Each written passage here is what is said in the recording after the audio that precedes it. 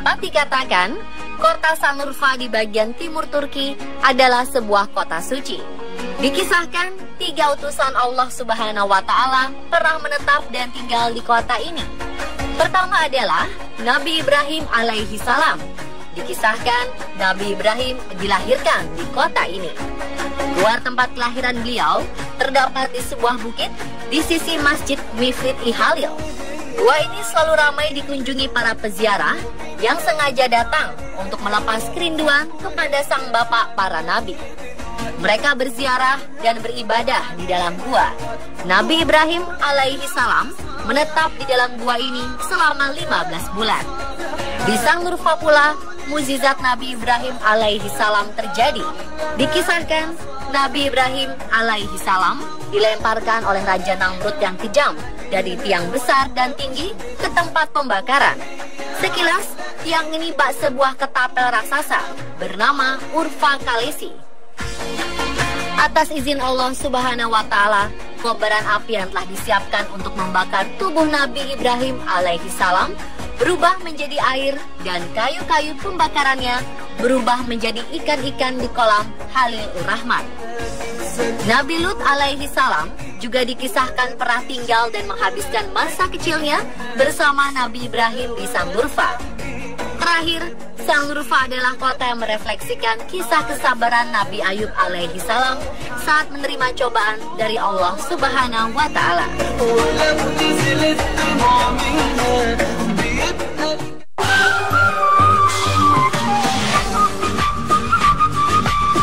Saat beribadah di Masjid Mifrit Halil, sebelum bertolak ke tempat peninggalan Nabi Ayub alaihi salam, kami mendapat sesuatu di sini. Ternyata masjid ini menyimpan beberapa koleksi peninggalan Islam. Salah satunya adalah rambut janggut Nabi Muhammad Sallallahu Alaihi Wasallam. Dalam sebuah etalase, kita dapat melihat beberapa helai rambut janggut Nabi Muhammad Sallallahu Alaihi Wasallam di dalam sebuah kotak. Agar dapat melihat langsung dengan lebih jelas, pengelola meletakkan helaian rambut janggut Rasul ke dalam sebuah kotak dengan kaca pembesar. Subhanallah, kami takjub dan merinding melihatnya. Di sebelahnya terdapat cetakan telapak kaki baginda Nabi. Sedangkan di bagian atas terdapat barang peninggalan berupa kain penutup Ka'bah yang didatangkan langsung dari Mekah.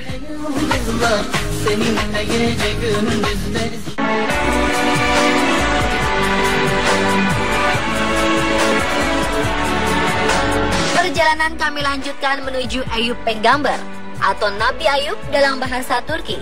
Letaknya tak jauh dari pusat kota, hanya sekitar 20 menit perjalanan menggunakan transportasi bus umum.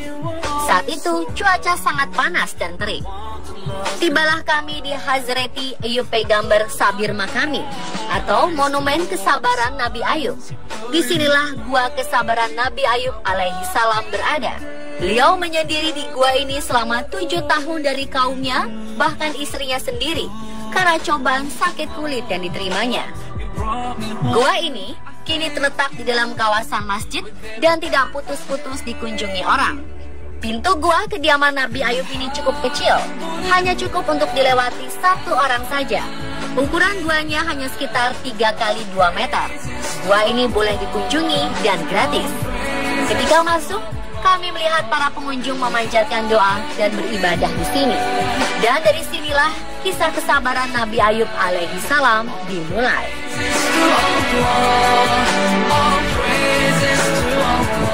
Dikisahkan, Nabi Ayub alaihi salam adalah salah satu keturunan dari Nabi Ibrahim alaihi salam dan masih keponakan dari Nabi Yakub alaihi salam. Ketika Ayub dipilih menjadi nabi, beliau mulai mengajarkan orang-orang tentang Allah dan agamanya. Beliau menyarankan orang-orang untuk berbuat baik dan menjauhi perbuatan jahat. Sosoknya adalah seorang kaya raya dan sejahtera. Ternaknya banyak dan bergelimang harta berharga. Tidak membuatnya sombong. Kekayaan ini merupakan media untuk mencari karunia Allah Subhanahu wa Ta'ala.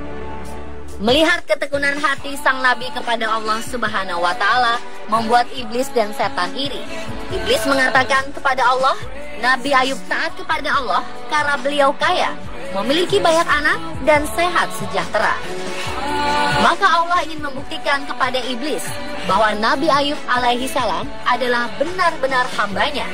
Allah pun memberi ujian kepada Nabi Ayub dengan memusnahkan harta kekayaannya dan kematian anak-anaknya.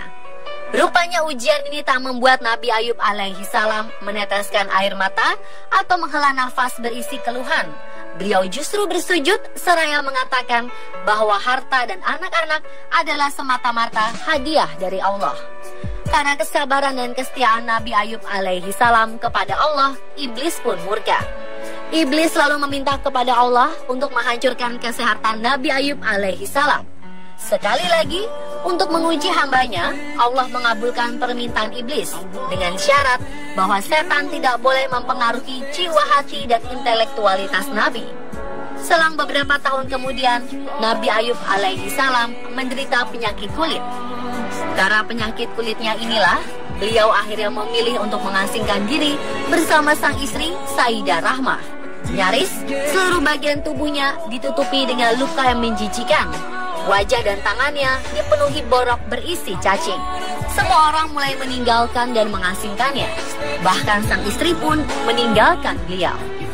Tidak ada anggota tubuhnya yang sehat kecuali jantung, hati, dan lidahnya yang selalu berzikir kepada Allah Azza wa Jalla. Nabi Ayub alaihi salam merasa tak berdaya. Beliau memohon kepada Allah bukan untuk mengeluh, tetapi untuk meminta belas kasihan, sebagaimana tercantum dalam surat Al-Anbiya ayat 83.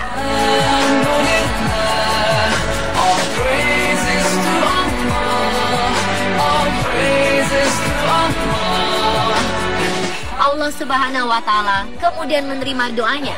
Surat Al-Anbiya ayat 84 menegaskan,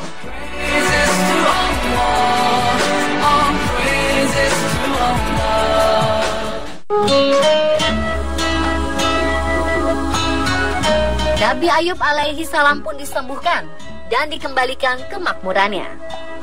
Berjarak sekitar 20 meter dari gua terdapat sebuah sumur. Inilah sumur Nabi Ayub alaihi salam. Sumur ini tercipta mirip seperti kisah sumur Zam-Zam.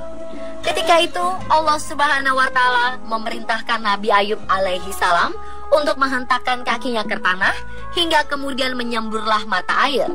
Beliau kemudian mandi dengan air ini. Atas izin Allah Subhanahu wa Ta'ala, air ini meluruhkan seluruh penyakitnya. Nabi Ayub alaihi salam berlutut dan berdoa mengekspresikan rasa syukur kepada Allah Subhanahu wa Ta'ala. Pada tahun 660 Masehi, sumur ini ditemukan. Pada waktu itu, air dari sumur ini dapat menyembuhkan pasien kusta atau lepra. Orang-orang yang menderita penyakit ini dicuci dengan air dari sumur ini untuk kesembuhan mereka. Sampai saat ini, air yang mengalir dari sumur ini dipercaya dapat menyembuhkan berbagai penyakit kulit.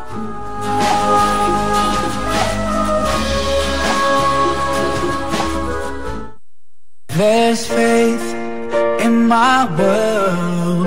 It comes back to your teachings. Air mujarab ini kemudian disebut sebagai sifasu atau air penyembuh.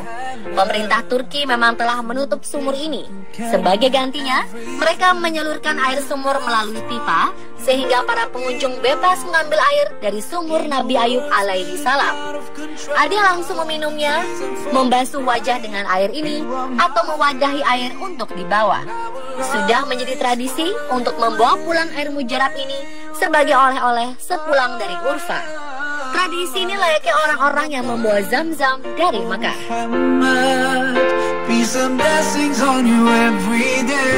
Subhanallah, betapa istimewanya kota Sanurfa ini. Sanurfa menjadi saksi kesabaran para nabi Allah dalam menghadapi berbagai cobaan dan tantangan. Semoga kisah kesabaran Nabi Ayub alaihi salam menjadi teladan dan menjadi penguat kita dalam menjalani kehidupan. Dari kisah Nabi Ayub alaihi salam, kita mengerti barang siapa yang tetap sabar di bawah tekanan dalam keadaan apapun juga tidak akan luput dari imbalan yang tinggi di kemudian hari. Find my way back and I've gone too far. When all my anger